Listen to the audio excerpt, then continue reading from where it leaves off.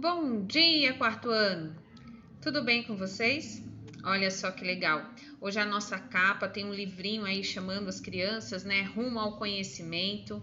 Hoje nós temos aula de língua portuguesa, matemática, estudos regionais e geografia. Ufa! Hoje nós temos trabalho, viu? Vamos lá! Opa!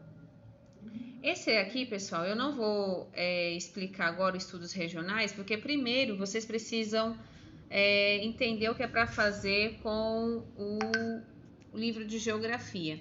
Aí em seguida eu volto aqui. Hoje nós vamos usar o livro de português, o livro de matemática e o livro de geografia, tá certo?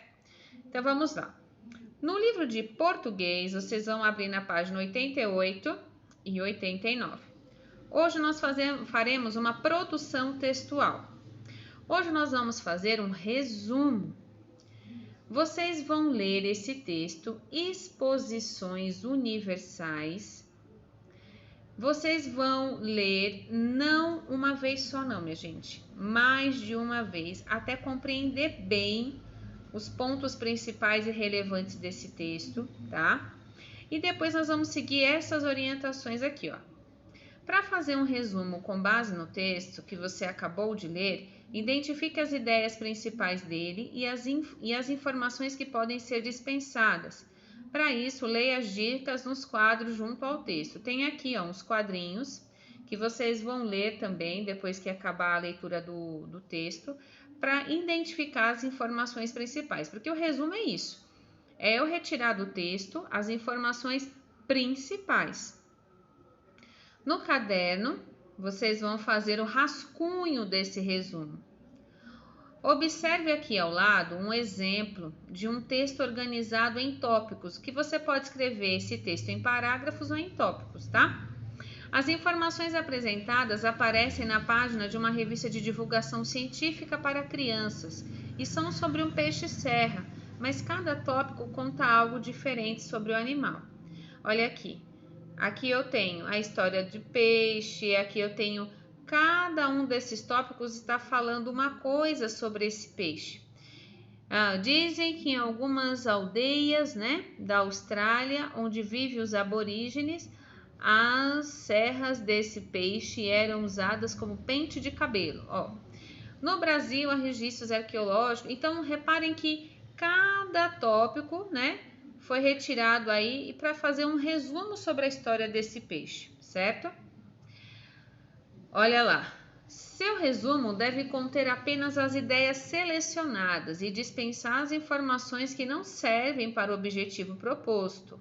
Ou seja, quando você vê que é uma informação que não vai nem acrescentar e nem fazer falta, então é uma informação que você pode retirar do seu texto, tá? E depois, óbvio, você vai fazer aí o seu rascunho. E aí, quando você terminar, você vai fazer um checklist. Vai colocar aqui, ó. Faltou alguma informação no texto? Há informações desnecessárias? O resumo foi organizado em parágrafos. As ideias estão ligadas de modo que deem sentido ao texto. As frases foram pontuadas adequadamente, porque agora você já sabe o que é um parágrafo, né? Então, agora, todos os textos de vocês precisam dessa construção. Depois, mostra o rascunho ao professor. Se houver alguma informação a ser acrescentada, eliminada ou corrigida, faça as alterações necessárias antes de passar o texto a limpo, né? Porque daí, eu costumo falar que quando nós escrevemos, nós estamos fazendo um trabalho de tecer, como se fosse, né, uma grande rede. Você faz ali, escreve, aí depois quando você lê, você vai mudar uma palavrinha ali, uma palavrinha aqui, colocar uma pontuação aqui, até o texto ficar bom, tá certo? Então, isso que nós iremos fazer na nossa atividade de língua portuguesa. Em matemática, nós vamos fazer a página 92 e 93, certo? E aí nós vamos estudar hoje os termos da multiplicação.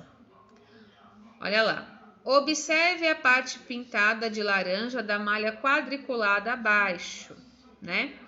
Então, olha só, a quantidade de quadrinhos laranja pode ser calculada por meio da multiplicação. 4 vezes 8 é igual a 32, ou da multiplicação 8 vezes 4 é igual a 32. Então, o 4 e o 8 são os fatores, tá? E o resultado nós chamamos de produto, certo? Então, aqui vocês vão escrever duas multiplicações que indicam a quantidade de quadrinhos verdes na malha quadriculada. Depois, identifique os fatores e o produto dessas multiplicações. Então, a mesma coisa que foi feita ali no quadrinho laranja, você vai fazer aqui. Aqui são 3 vezes o quê? 5, né? Ou 5 vezes 3. Aí você vai colocar quais são os fatores e qual é o produto. No número 2, olha lá. Escreva as multiplicações usando as fichas abaixo. Para cada multiplicação, utilize 3 fichas. Então, olha só.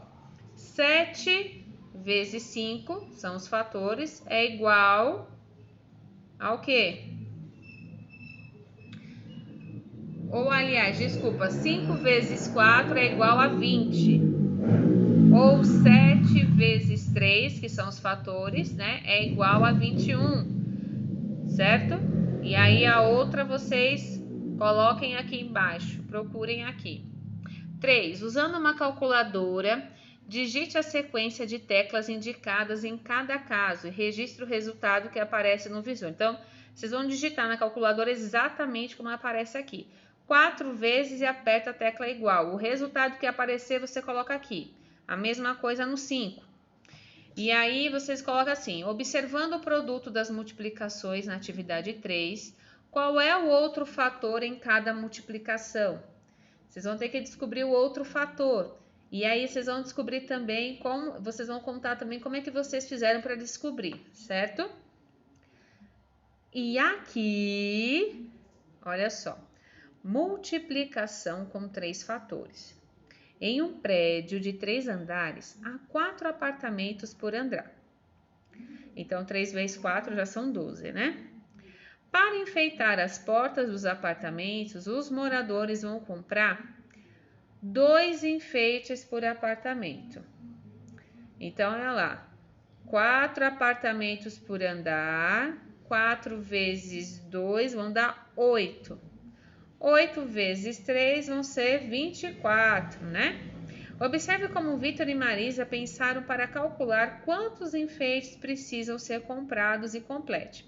Então, aqui vocês vão ajudar o Vitor e a Marisa a completar esses espacinhos, né? Bem direitinho, que eu não vou ler para não ajudá-los, né? Porque daí vocês vão fazer sozinhos. E aqui embaixo diz assim: Alberto comprou 5 caixas de sabonete para dar de presente. Em cada caixa há 2 pacotes de sabonete. Em cada pacote há 3 sabonetes. Quantos sabonetes Alberto comprou no total? Olha que legal, isso aqui é bem legal de fazer, hein? Então, vamos calculando.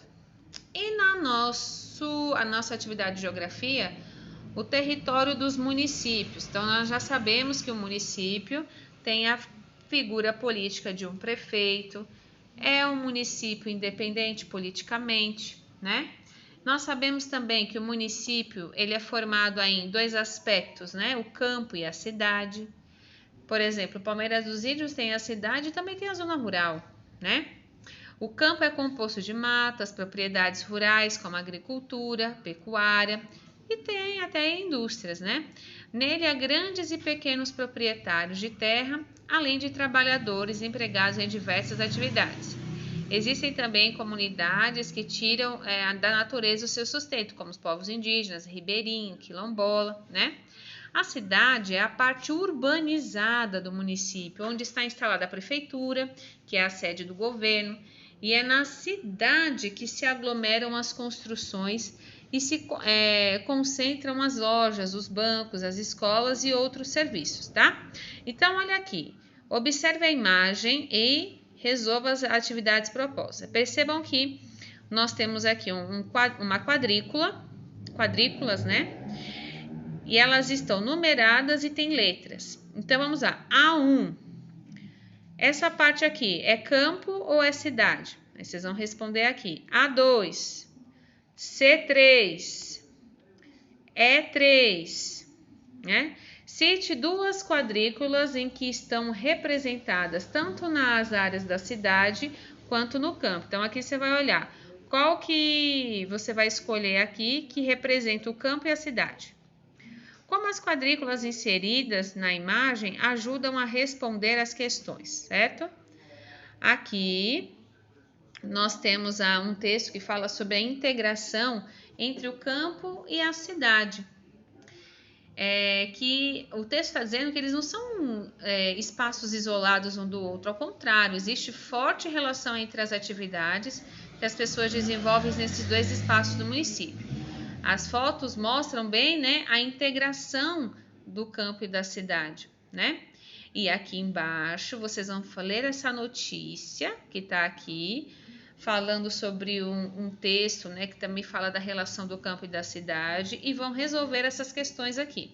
Se não couber aqui a sua escrita, escreva no caderno, tá bom? Vamos lá. Então, pessoal, até amanhã. Fiquem com Deus, tá? Qualquer dúvida, eu estou online.